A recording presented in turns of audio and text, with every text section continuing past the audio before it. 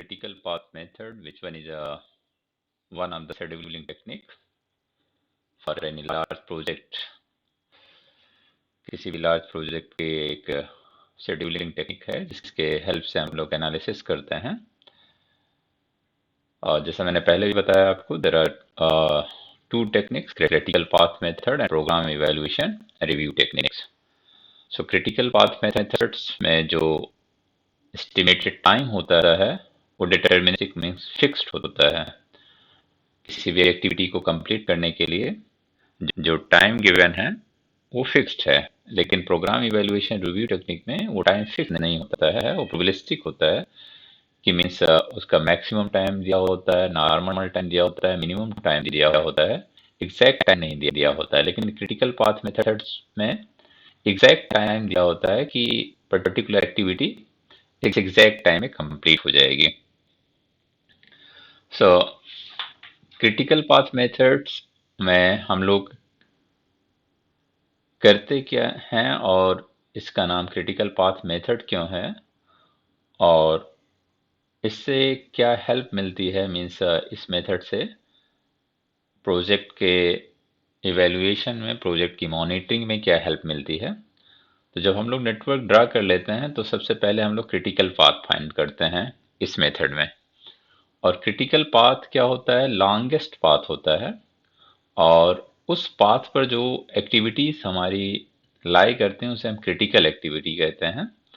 और other than critical path जो activity होती हैं उसे हम नॉन क्रिटिकल एक्टिविटी कहते हैं। तो स्मॉल प्रोजेक्ट में तो ये आइडेंटिफाई करना काफ़ी आसान होता है कि लार्जेस्ट पाथ हमारा कौन सा है, लेकिन अगर लार्ज प्रोजेक्ट है then it's become very tedious job to find out a critical path.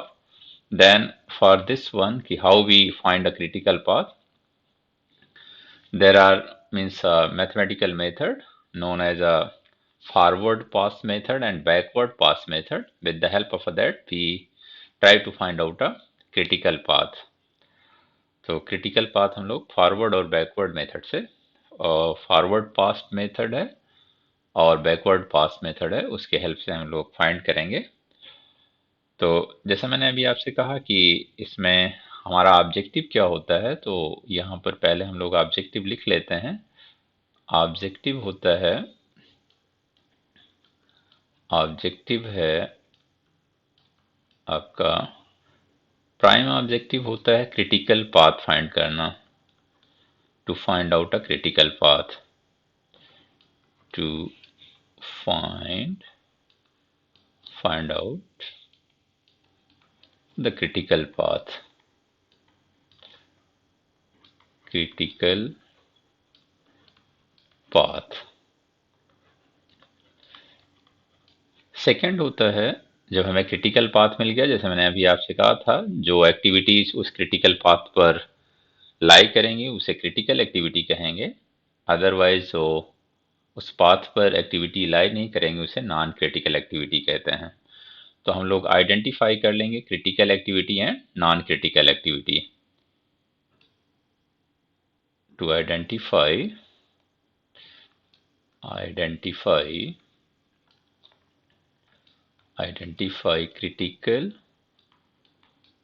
critical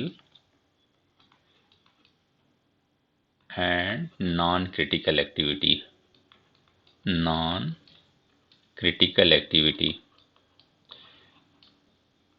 non-critical activity, non-critical activity। Third हमारा होता है कि फ्लोट फाइंड करना। मतलब क्या है फ्लोट का? वो हम लोग to find out a float means किसी एक्टिविटी, फ्लोट का मतलब है किसी एक्टिविटी या किसी इवेंट में कितने का स्लैक है, कितने टाइम हम उसे डिले कर सकते हैं। To find out a float, to find out a to find out to find out the float of the float of activity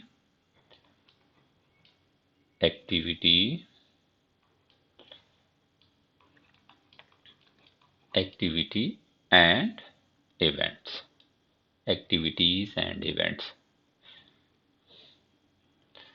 Here we write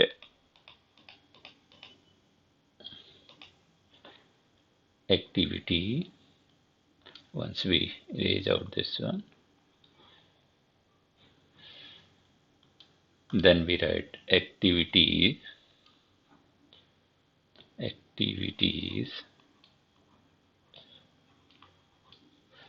and events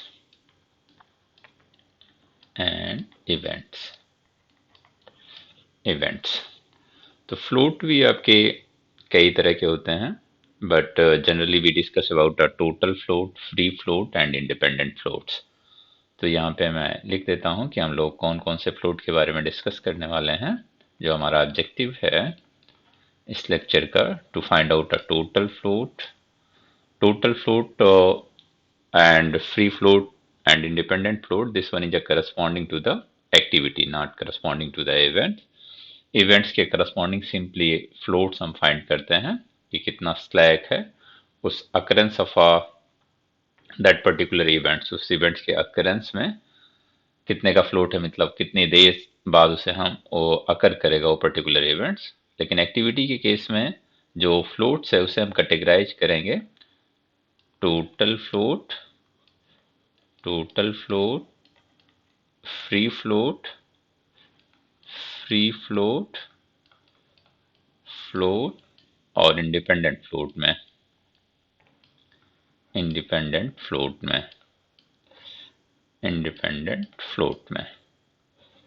float. तो objective क्या हो गया हमारा? पहला ऑब्जेक्टिव हो गया जो हमारा प्रोजेक्ट है, प्रोजेक्ट का नेटवर्क ड्रा कर लेना। नेटवर्क ड्रा करने के बाद उसका क्रिटिकल पाथ फाइंड करना। क्रिटिकल पाथ फाइंड करने के बाद क्रिटिकल और नॉन क्रिटिकल एक्टिविटीज को आइडेंटिफाई कर लेना। और जो क्रिटिकल एक्टिविटीज हैं, ऑब्वियस सी बात है उसमें कोई फ्लोट नहीं होगा, वही हमारा प्रोजेक्ट कंप्लीशन टाइम होगा। और यहाँ पर अगर हम लोग लिखना चाहें to find out a project completion time, ये हम लोगों को सेकंड ही लिखना चाहिए था। जैसे क्रिटिकल पाथ हम आइडेंटिफाई करेंगे वैसे ही जो उसकी क्रिटिकल एक्टिविटीज हैं उनका जो टाइम ड्यूरेशन होगा उनका सम हमारा क्या कहलाएगा?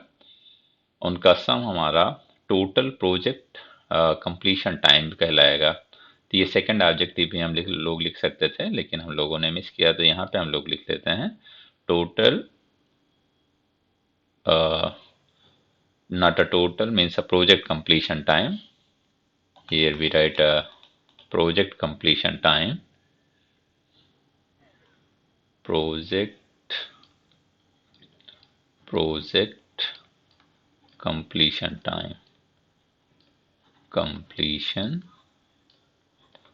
time, तो ये हमारे ऑब्जेक्टिव हैं। तो जैसा मैंने अभी आपसे कहा कि अगर स्मॉल प्रोजेक्ट है तो हम बहुत ईजिली क्रिटिकल पाथ फाइंड कर लेंगे और क्रिटिकल और नॉन क्रिटिकल एक्टिविटीज़ को भी आइडेंटिफाई कर लेंगे और उनके फ्लोट्स भी फाइंड कर लेंगे। लेकिन अगर लार्ज प्रोजेक्ट है तो उसके लिए हमें कुछ मैथमेटिकल टेक्निक्स की ज़रूरत पड़ेगी to identify the critical path, to identify the critical and non-critical activities, to find out a project completion time, as well as what? Total float, free float, independent float, as well as event float. तो जैसा मैंने अभी आपसे कहा था कि there are two techniques to find out a critical path. critical path find out करने की दो टेक्निक्स हैं। लेकिन पहले हम लोग एक एग्जाम्पल के थ्रू से समझ लेते हैं कि क्रिटिकल पाथ है क्या और प्रोजेक्ट कंप्लीशन टाइम कैसे हुआ। उसके बाद हम लोग मैथमेटिकल टेक्निक्स पढ़ेंगे और उसके हेल्प से हम लोग क्रिटिकल पाथ फाइंड करने की कोशिश करेंगे। तो जैसे मैंने यहाँ पे ऑलरेडी एक नेटवर्क बना रखा है, अगर हम लोग यहाँ पे एग्जाम्पल लिख लें, एग्जाम्पल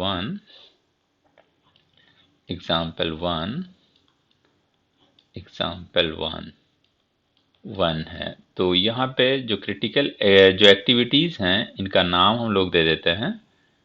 ये क्रिटिकल एक्टिविटी ए है जो कि 20 unit of a time consume करती है क्रिटिकल। और ये एक्टिविटी वी है जो 15 unit of a time consume करती है। हियर देयर इज अ सी जो कि 10 यूनिट टाइम कंज्यूम करती है। डी एक्टिविटी भी 10 यूनिट टाइम कंज्यूम करती है। और ई एक्टिविटी है जो कि 35 unit of a time consume करती है। एफ एक्टिविटी है जो 24 unit of a time consume करती है। और जी एक्टिविटी है जो कि 30 unit of a time consume करती है। तो यहाँ पर अगर हम लोग इसे लिख लें कि कितनी एक्टिविटीज हैं हमारी, तो प्रोजेक्ट हमारा स्टार्ट हो रहा है 1 से। ये हमारा इवेंट 1 है, स्टार्टिंग इवेंट है। और 5 हमारा क्या है, एंडिंग इवेंट्स है। तो यहाँ पर एक्टिविटी अगर हम लोग लिखना चाहें, इवेंट्स लिखना चाहें, इवेंट्स के केस में इवेंट इवेंट हम लोग लिखना चाहें तो इवेंट्स आपके क्या हो गए हैं, इवेंट्स हैं 1 2 3 4 5, 5 इवेंट्स हैं। और एक्टिविटी की अगर हम लोग बात करें, एक्टिविटी तो हमारे पास कितनी एक्टिविटीज हैं, A B C D E F G, ये एक्टिविटीज हैं। और जैसे मैंने अभी आपसे कहा कि हमें करना क्या है, इन एक्टिविटीज को अ, दो पार्ट्स में डिवाइड करना है। एक हमें क्रिटिकल एक्टिविटी चाहिए और नॉन क्रिटिकल एक्टिविटी।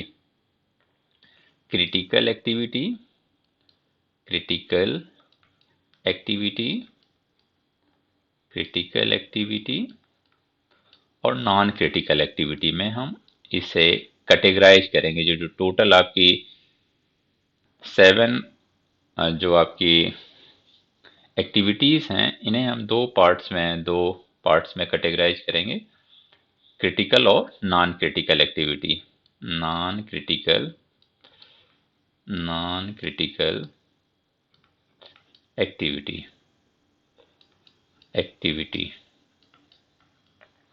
अब देखिए, इसे क्रिटिकल और non critical activity means A is a critical और non critical, B is a critical और नॉन क्रिटिकल, कैसे हम लोग डिसाइड करेंगे। अब यहाँ पे देखें, जो प्रोजेक्ट कंप्लीशन टाइम है, यहाँ पे डिफरेंट पाथ्स हैं आपके।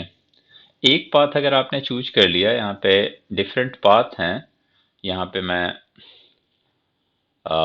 राइट टॉप कॉर्नर में अगर लिखूं डिफरेंट पाथ, अगर हम लोग लिखते हैं पाथ, अगर हम लोग लिखते हैं कि पाथ क्या क्या हैं हमारे, तो यहाँ पे देखें फर्स्ट पाथ अगर हम लोग लिखें तो फर्स्ट पाथ है कि 1 से आप 1, ये इवेंट्स हो गया। फिर क्रिटिकल एक्टिविटी ए पर जाएं हम लोग, फिर 2 पर जाएं, फिर एक्टिविटी सी पर जाएं, और कहाँ से पहुंच जाएंगे हम लोग, लास्ट में पहुंच जाएंगे। फर्स्ट एंड लास्ट एक पाथ आपको मिल गया।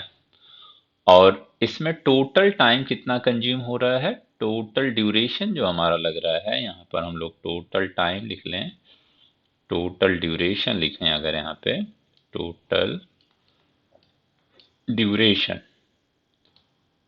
टाइम लिख देता हूं मैं, टाइम, टोटल टाइम। तो ए एक्टिविटी ए 20 टाइम कंज्यूम करती है और एक्टिविटी जी 30 टाइम कंज्यूम करती है। तो टोटल टाइम इस पाथ में कितना लग रहा है, 50 का लग रहा है। इसी तरह वन अनदर पाथ हम लोग चूज कर लें। 1 से ए पर गए हम लोग, ए से 2 पर गए, 2 से सी पर आए, सी से 4, 4 से एफ, एफ से कहाँ पर आ गए हम लोग, एफ से 5 पर आ गए। और अगर इसका हम लोग टोटल टाइम देखें कि कितना टाइम इस पाथ में लग रहा है, स्टार्टिंग से एंडिंग में आने पर, स्टार्ट से लास्ट प्रोजेक्ट के इवेंट्स तक आने में, तो टोटल टाइम है 20 + 10 + 25 means 54। 54 unit of a time लग रहा है, 54 unit of a time. Similarly अगर हम लोग सेकेंड पाथ को चूज करें, मीन्स 1 से 2 पर ना जाके 1 से 3 पर जाएं, तो आप देखेंगे कि 1 से बी पाथ एक्टिविटी हमने कंप्लीट किया, फिर 3 पर है, फिर ई पर हम लोग चले गए, ई से हम लोग कहाँ पे पहुंच जाएंगे, एंडिंग इवेंट्स पर पहुंच जाएंगे। और यहाँ पर देखें जो टोटल टाइम आपका लग रहा है 35 प्लस 15 हो गया आपका 15, 40 plus 10, this one is 50 unit of a time. और फोर्थ पाथ की अगर हम लोग बात करें तो 1 से V पर हम लोग जाएंगे, 1 से V, मैं इसके नीचे लिख देता हूं 1 से V, 1 से V, then V to 3, then D, then 4, then F, then 5। और टोटल टाइम जो इसमें लगेगा आपका 15 प्लस 10 प्लस 25, 24 प्लस 10 34 हो गया, 34, 10 44 प्लस 5 हो गया आपका 49। ये हो गया आपका 49। सो 49, 24 प्लस 10 34, 34, 44 प्लस 5 49। सो यहाँ पे देखें अगर आप फर्स्ट पाथ चूज करेंगे तो 50 यूनिट ऑफ अ टाइम लग रहा है, सेकेंड पाथ चूज करेंगे आप तो 54 यूनिट ऑफ अ टाइम लग रहा है, थर्ड पाथ आप चूज करेंगे 50 यूनिट ऑफ अ टाइम लग रहा है, और फोर्थ पाथ चूज करेंगे तो आपका 49 यूनिट ऑफ अ टाइम लग रहा है। यही 4 ऑप्शंस हैं, क्योंकि ये छोटा प्रोजेक्ट है हम लोगों ने जो लिया है। तो जो लॉन्गेस्ट पाथ होता है, जिसका टाइम ड्यूरेशन सबसे ज्यादा होता है, उसी को क्रिटिकल पाथ कहा जाता है। जैसे यहाँ पर अभी हम लोगों का जो सेकेंड पाथ आ रहा है, सेकेंड पाथ आ रहा है, सेकेंड पाथ, ये पाथ सेकेंड पाथ, ये जो पाथ आ रहा है, ये पाथ आपका सबसे लॉन्गेस्ट पाथ है। इसको हम लोग हाईलाइट कर देते हैं कि ये पाथ है क्या। तो एक डॉटेड एरो से हम लोग वो पाथ आइडेंटिफाई कर लेते हैं। ये पाथ हो गया आपका, ये पाथ, ये पाथ हो गया, ये पाथ हो गया आपका, ये आप पाथ देख पा रहे होंगे। ये पाथ जो ग्रीन कलर से अभी हम लोगों ने आइडेंटिफाई किया, ये पाथ क्या हो गया आपका, क्रिटिकल पाथ हो गया। तो क्रिटिकल पाथ ये 2 आपका हो गया क्रिटिकल पाथ। तो यहाँ पे हम लोग क्रिटिकल पाथ अब लिख लेते हैं, क्योंकि critical path longest duration of a time. कुछ लोगों के मन में ये कंफ्यूजन होता है कि शार्टेस्ट पाथ क्यों नहीं लेंगे, शार्टेस्ट पाथ क्यों क्रिटिकल पाथ नहीं होगा। शार्टेस्ट पाथ जैसे आपने कहा कि 49 with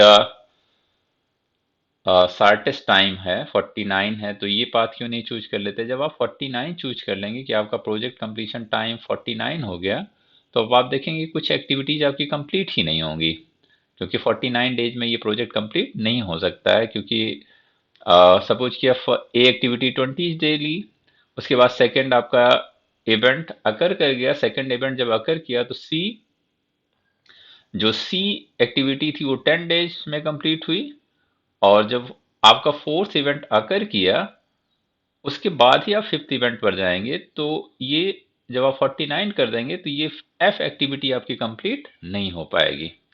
So due to this reason, always we choose a longest path, and longest path with a critical path, not a smallest path. Okay. So longest path be the critical path. So here we write a critical path.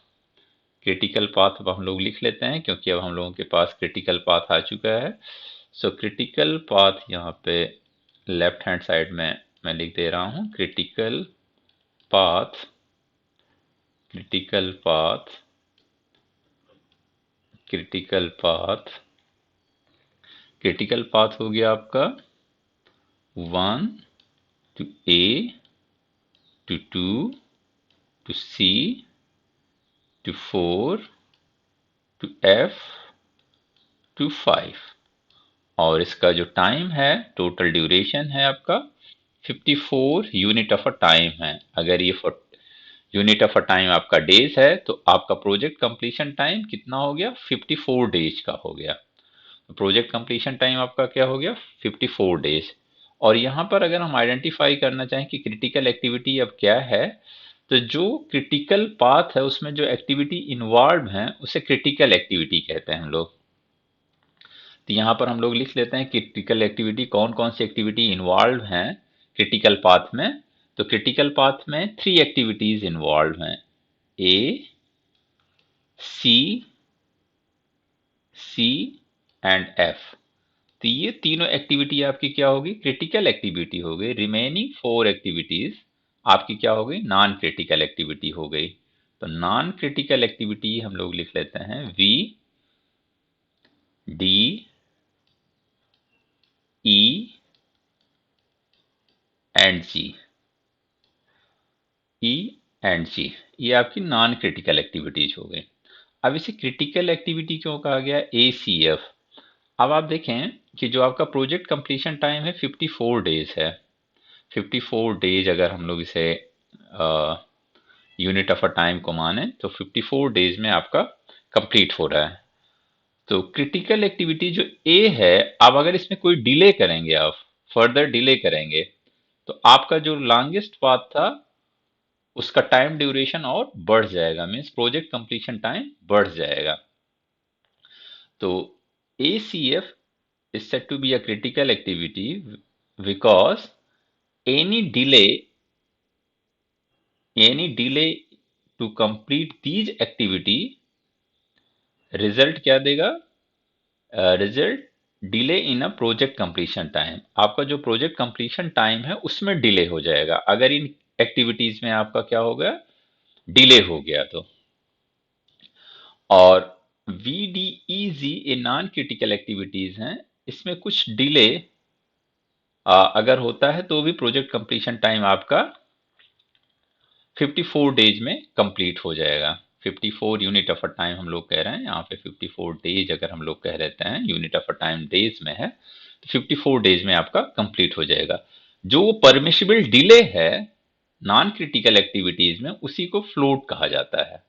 उसी को float कहा जाता है और उसे कैसे हम लोग कैलकुलेट करते हैं ये आगे चल के हम लोग डिस्कस करेंगे कि कैसे हम लोग फ्लोट फाइंड करेंगे। केवल यहाँ पर हम लोगों का मकसद ये है कि क्रिटिकल पाथ को क्रिटिकल पाथ की मीनिंग समझना और क्रिटिकल एक्टिविटी और नॉन क्रिटिकल एक्टिविटी को आइडेंटिफाई करना।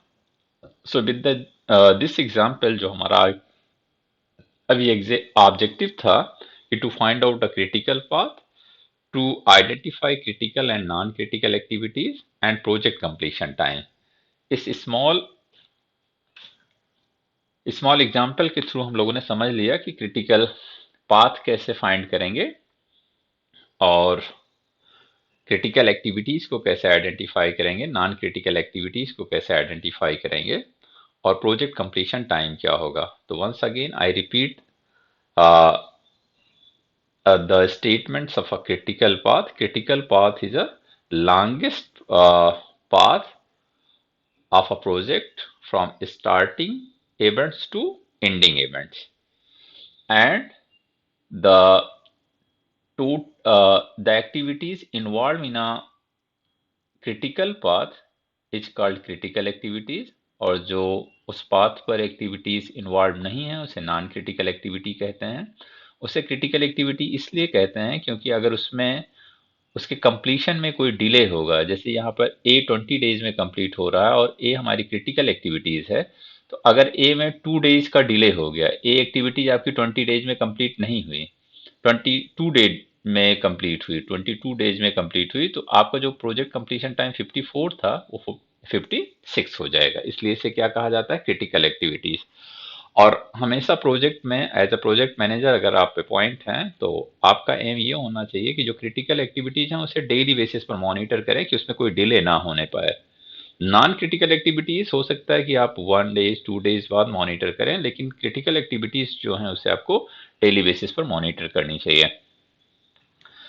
और जो क्रिटिकल पाथ में जो एक्टिविटीज इन्वॉल्व हैं उनका उनके जो कंप्लीशन टाइम है उनके सम को हम क्या कहते हैं, प्रोजेक्ट कंप्लीशन टाइम कहते हैं.